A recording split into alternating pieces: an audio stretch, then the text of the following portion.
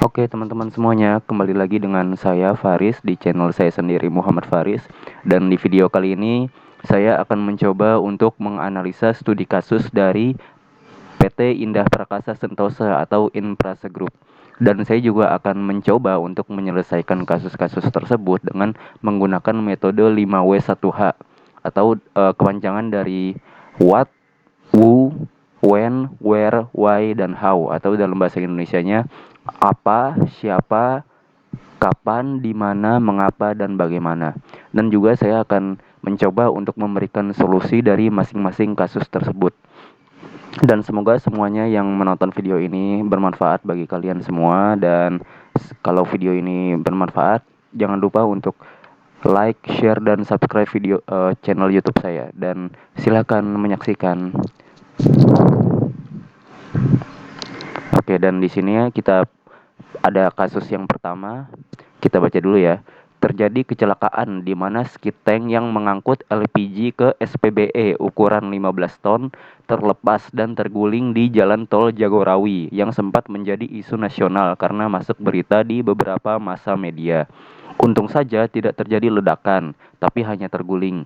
Info yang terkumpul karena truk kurang layak jalan, kecerobohan driver, serta kelelahan driver karena bekerja lebih dari 12 jam. Oke, dan kasus satu ini kita akan mencoba untuk menyelesaikan dengan metode 5W1H. Yang pertama, what? Apa yang terjadi? Yang terjadi adalah kecelakaan terhadap skid tank yang mengangkut LPG ke SPBE ukuran 15 ton. Kemudian, who? Siapa saja yang terlibat? Yang terlibat dalam kasus di atas adalah driver, maintenance, dan manajemen. Kemudian, when? Kapan kejadian itu terjadi? Kejadiannya terjadi dalam kurun waktu 3 tahun terakhir. Kemudian where, di mana kejadian itu terjadi? Kejadiannya terjadi di Jalan Tol Jagorawi. Kemudian why, mengapa kejadian tersebut bisa terjadi? Karena kejadian tersebut terjadi karena truk kurang layak jalan, kecerobohan driver, dan juga kelelahan driver karena bekerja lebih dari 12 jam. Kemudian how, bagaimana hal itu bisa terjadi? Hal itu terjadi akibat truk yang kurang layak jalan, serta kelelahan driver karena bekerja lebih dari 12 jam, dan juga kecerobohan driver yang mengakibatkan terjadinya kecelakaan di mana truk tersebut terlepas dan terguling. Selanjutnya, saya juga akan membahas resiko dari kasus di atas. Kejadian itu termasuk kategori resiko operasional karena kelalaian tim maintenance truk dan driver yang ceroboh dan kelelahan. Jarang terjadi kejadian skid tank terlepas dan dampak yang timbul cukup berat karena bisa terjadi ledakan dan kecelakaan beruntun, sehingga kecelakaan ini termasuk resiko tinggi. Kemudian solusi untuk kasus di atas.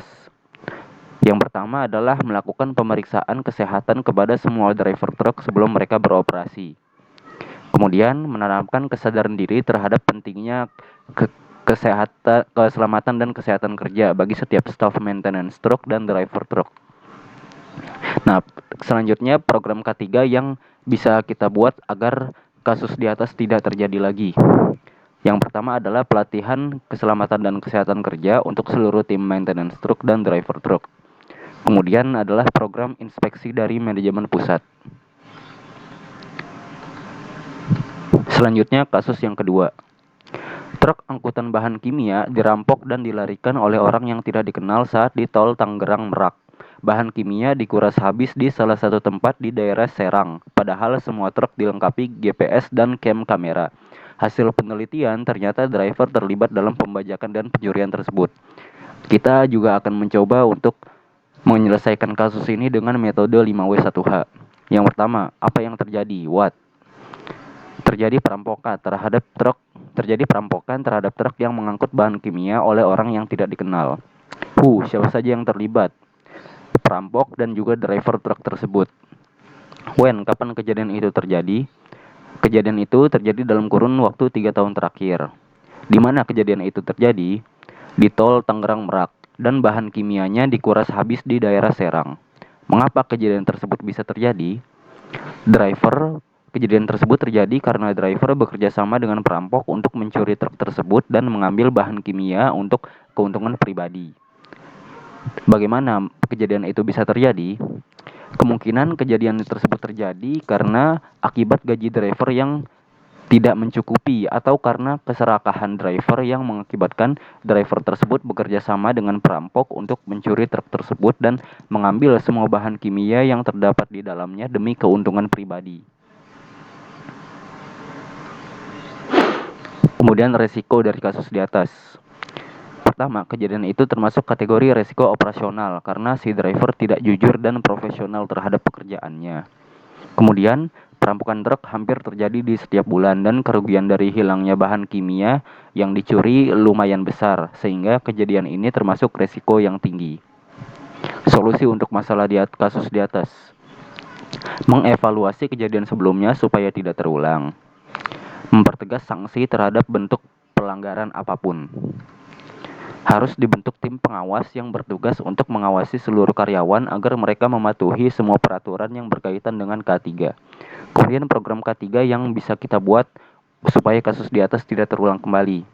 Program evaluasi kinerja pada seluruh driver truk. Kemudian program pelaksanaan izin kerja. Kemudian ada kasus yang ketiga. Truk wing box jenis Big Mama mengalami pecah ban dan ditabrak mobil dari belakang di tol Cikampek. Infonya bahwa ternyata truk tidak memiliki kelengkapan seperti dongkrak dan emergency tool dan bahkan ban serapnya pun juga ternyata tidak layak. Kita akan menyelesaikannya dengan metode 5W1H.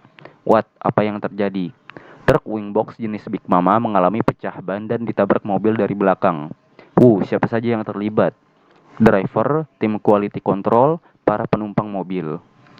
When? Kapan kejadian itu terjadi? Kejadiannya terjadi dalam kurun waktu 3 tahun terakhir.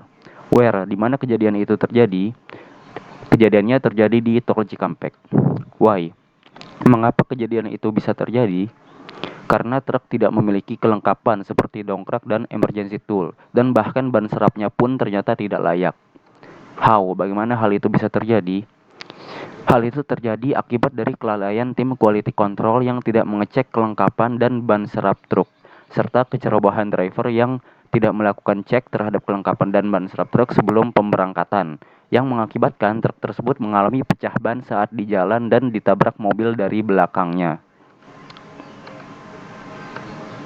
Kemudian resiko yang terjadi dari kasus di atas. Pertama, kejadian itu termasuk kategori resiko operasional karena driver lalai dalam mempersiapkan peralatan darurat. Kemudian, kejadian pecah ban hampir terjadi di setiap bulan dan akibatnya cukup besar karena dapat menyebabkan kecelakaan beruntun, sehingga kejadian ini termasuk resiko tinggi. Solusi untuk kasus di atas. Pertama, menanamkan kesadaran diri terhadap pentingnya K3. Kemudian, membuat peraturan yang mewajibkan para karyawan untuk menyimpan alat darurat. Kemudian memberi penyuluhan terhadap semua driver truk agar selalu berhati-hati dan waspada terhadap segala bahaya yang bisa timbul di perjalanan. Kemudian program K3 yang bisa kita buat untuk kasus di atas supaya tidak terulang kembali, yaitu program pemeriksaan perlengkapan alat dan mesin, pelatihan K3 untuk seluruh karyawan maintenance truk dan driver truk. Oke. Dan sekian untuk video kali ini. Semoga videonya bermanfaat bagi kalian semua yang menonton dan yang ingin menyelesaikan suatu kasus dengan metode 5W1H. Sampai jumpa lagi di video berikutnya, dan jika kalian merasa video ini sangat bermanfaat bagi kalian, silahkan like, share, dan subscribe channel saya. Terima kasih dan sampai jumpa.